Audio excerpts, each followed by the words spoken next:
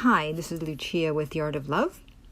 So, you begged and pleaded with your ex when they broke up with you.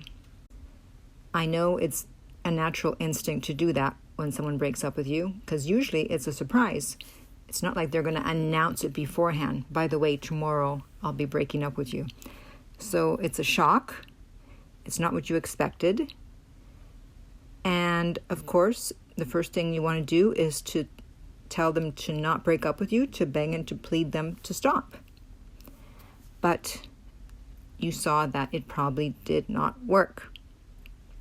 So now what? You tried begging and pleading.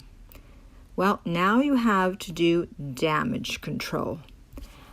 As I've told the story before, I've only begged and pleaded one time, thank God.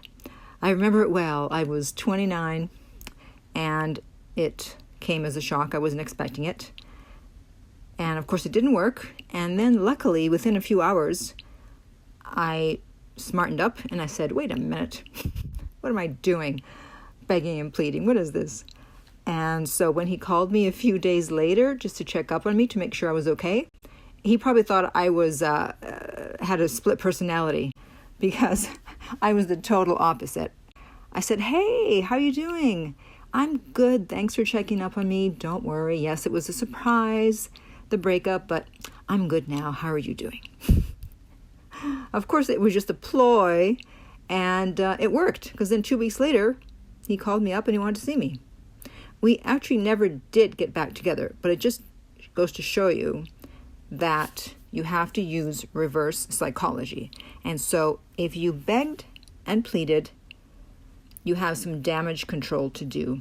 And so you have to make it appear as if you are okay with the breakup, even though obviously you're not. And so before you go no contact, I'm giving you permission to send either a text or an email, whatever you think they'll be most receptive to, and let them know that you've accepted their decision and that you actually agree with it. Yes, you agree with it. You think it's the best thing for the two of you. Now, obviously, I know you don't agree with it, but not agreeing with it didn't get you anywhere, right? You already begged and pleaded and didn't get you anywhere, so it's time to use another strategy. And so by not resisting, you don't give them something to resist against. They don't feel like they have to run away from you and stay away from you, that every time they come into contact with you, you're going to be bringing up the breakup and begging and pleading. This way, if you say, yes, I agree, it was a surprise, but I'm okay with it now, and I've accepted your decision. And then you go no contact. So now you've done damage control, and you don't look like that crazy person that was freaking out when they broke up with you.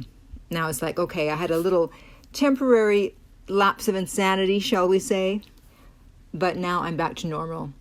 And then that way, when you do no contact, you have a much better chance of them reaching out because they know that you're okay with it and you're not still that person that was begging and pleading, because that's not the last image you want to leave in your ex's mind in case you never have contact with them again. So if you accept it and tell them that you two will be moving on, then at least you have a chance of making it into their relationship Hall of Fame. So if you have any questions or comments, or you are interested in private coaching, you can reach me at my website, theartoflove.net. If you're listening to this on iTunes, I would appreciate if you would rate and review the podcast. If you're listening on YouTube, thank you for subscribing.